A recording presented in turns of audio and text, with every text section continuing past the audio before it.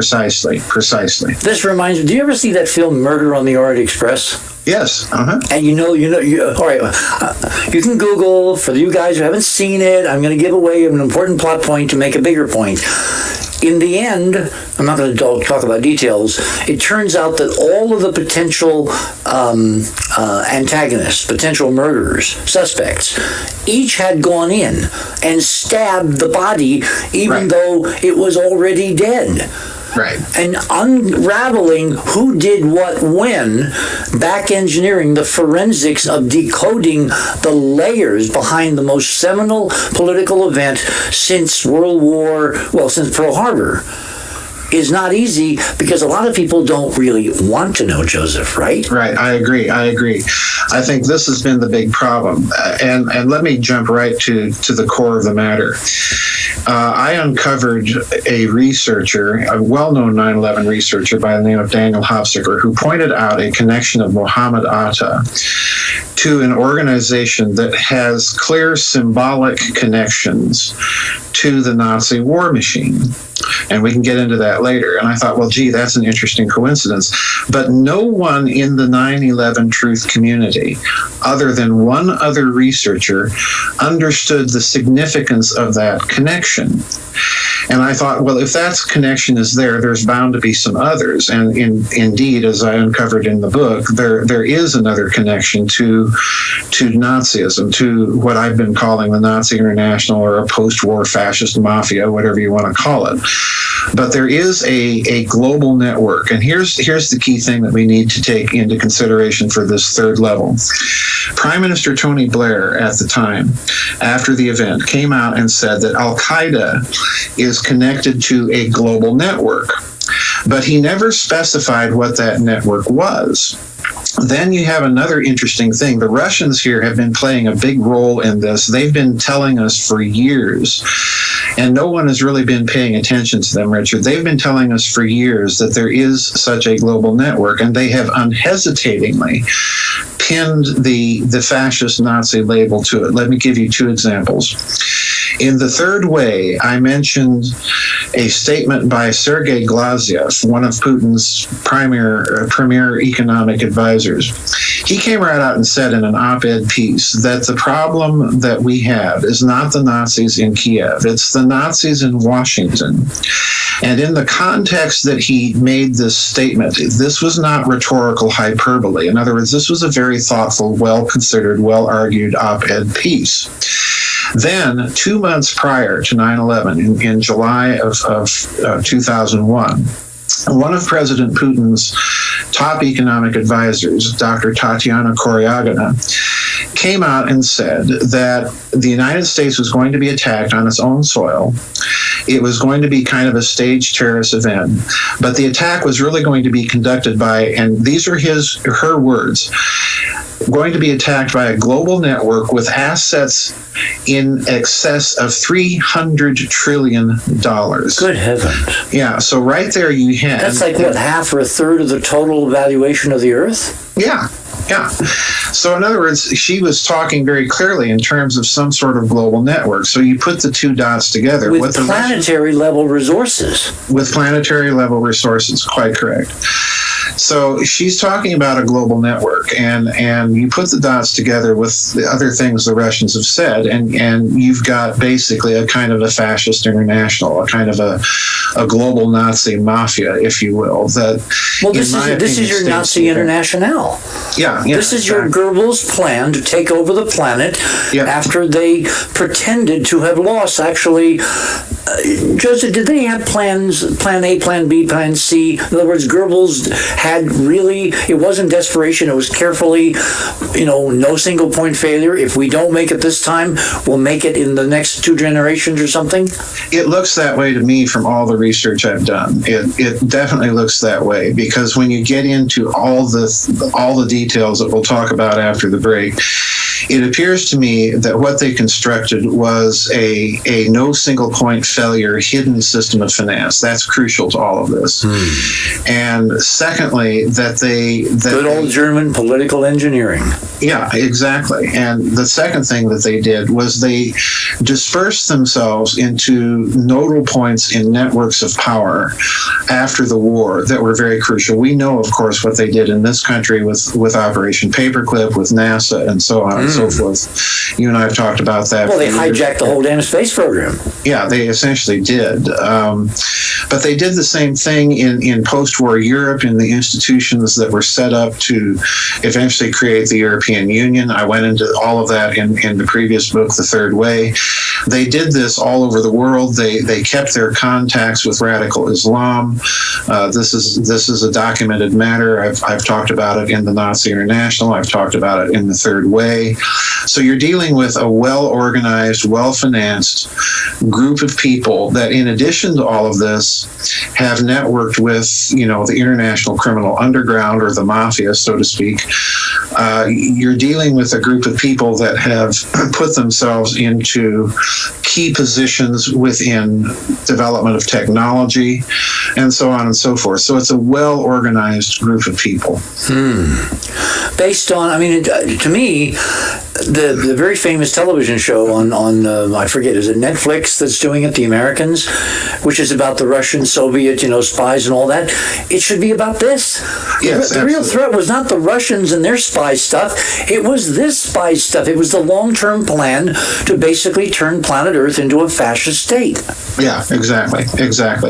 And it's crucial that people understand in this connection, when I say Nazi International, I don't mean a bunch of goose-stepping Germans.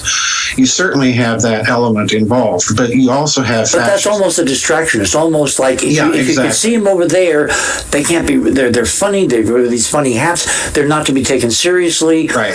And they're as serious as a heart attack, because that's the diversion. Yeah, that's the diversion. There are American fascist-leaning components. Certainly you find that with the Dulles brothers, John J. McCloy, and so on. So, in other words, you're dealing, like I say, you're dealing with a kind of fascist mafia. Their whole point of view, their whole point of outlook is that corporations should run everything in connection with, the states. This is the mantra of the globalists, and essentially it's a fascist mantra. We might as well just fess up and call it what it is. Well, the eerie thing is, as I said, is history, looping back to where the incredible things that we celebrate tonight and last night about, D-Day and all that. It's almost like history is trying to erase that, and we're going back in time to where fascism as a legitimate philosophy is being proposed up to and including by now the leading guy who's going to be the Republican nominee for President of the United States. Oh, it's being proposed on both sides of the aisle. I wouldn't restrict it just to him. I don't see much difference between him and the Democratic front runners. I'll tell you what, hold it right there, because I want to come back and have you actually put some meat on those bones. You're on the other side of midnight. We're in 96 nations tonight. My name is Richard C. Hoagland, and we shall return.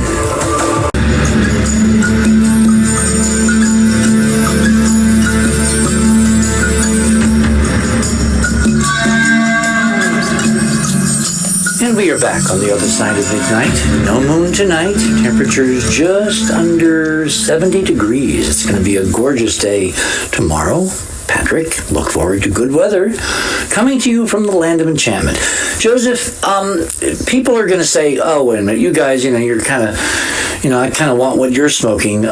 We've got to give them specific evidence that the story, as we've been told, is, to me, you hold up to the light and you can read by it. There's so many holes in it. So why does it stand still? Why do we still believe, or is this the fault of the so-called corporate media, which basically still controls what most people think? Well, I definitely think it's a bit of the latter.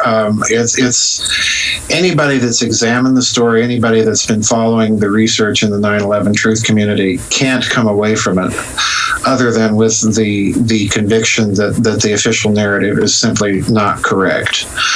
We're dealing with kind of the modern version of the Warren Report in this regard.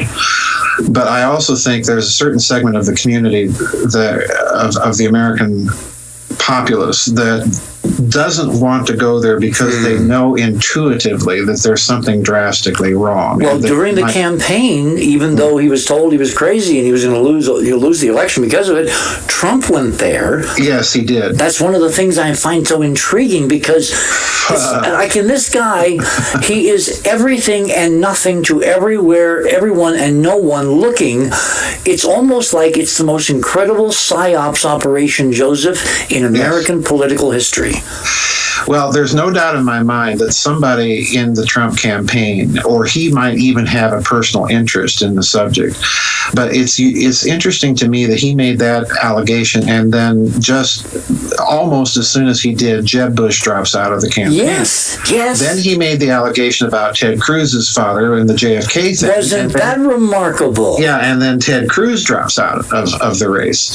So, yeah, he's playing hardball. And let me tell you what my suspicion is, since you asked me before the break to put flesh and bones on it. I think with Hillary and Trump in particular, and I've been saying this for many years, I've been saying that the power elite in the West is showing signs of factional infighting. And this is nowhere truer, I think, than in the American deep state, because Hillary and, the Clintons and the Bushes have been working together for a very long time. So they represent a faction. And I think there's a faction behind Donald Trump. And I'll tell you what my suspicion is with him. If you look at the American deep state, the mafia has... Hang on. You use that term now twice. American deep state. What is the deep state? The deep state are all the power interests that work and rule behind the scenes. Wall Street, the bankers, the industrialists, the Federal Reserve. Is this like the invisible government, or is this more like Eisenhower's Iron Quadrangle? Yeah, the Iron Quadrangle, the military industrial. Because remember, it was more than a triangle. He included the media. Yes, he did. In that speech, and the media have never remembered it. Yeah. Well, in addition to this, part of that deep state includes the mafia. Oh. But there's something very interesting about the mafia is they're not globalists. If you look at the American mafia, more often than not, they're very patriotic. They may be criminal and things like this. I think what Trump represents is that faction. They've looked at the way the country's been. God. Yeah. Are we looking at the Rocketeer? Yeah, I think you're looking. You know that great scene at the end? Sure. Yeah. I think you're looking at factional infighting going on here, taking place within the American deep state, and these are the two candidates representing it. That's my suspicion. In the wake of 9/11, because 9/11 was everything's going along. We're having a wonderful time. We're going to take over the planet together, and then suddenly, 9/11, and the guys who think they're running the show discover what, Joseph? Well, here's where the third layer comes in. Let's give them some details. The detail about Mohammed Atta, and you have a picture of him up on the Radio with Pictures on your website, along with that video of him supposedly entering the Portland airport. Hofzicker uncovered something very interesting about Mohammed Atta. As we know, Mohammed Atta spent some time, a few years, in Hamburg, Germany. Right. What most people don't know that he uncovered is that he was recruited in Cairo to come to Germany by two anonymous Germans. We still don't know who these people are. Once he was in Hamburg... Wait. When he was in Cairo, was this when he was a student? Yes. Roughly when? Years? You would ask that. I don't know right off the top of my head. 70s? No. This would have been This would have been 80s or 90s. Okay. That's my impression. But because I'm thinking what was going on in Cairo at that time, and it's post the assassination of Sadat. Right. Exactly. The interesting thing is when he's in Germany, he's sponsored in Germany as a visiting scholar by a society called the Carl Duisberg Gesellschaft, the Carl Duisberg Society. And when I read that, Richard, my suspicion meter went immediately into the red zone. Tell people who Carl was. Well, I'm going to. Carl Duisberg was the head of the great big German chemicals corporation called Bayer, as we know it in this country. Bayer aspirin, right. He was the head of Bayer during World War I and after, and therefore he is one of the founding CEOs and members of the board of directors of IG Farben. Oh. Now it gets even more interesting. Basically, this conglomerate that helped the Nazis almost win the war. Yeah, well, when you say Nazi war machine, think IG Farben. Yes. That's essentially what it is. But so this was that Carl. This was that Carl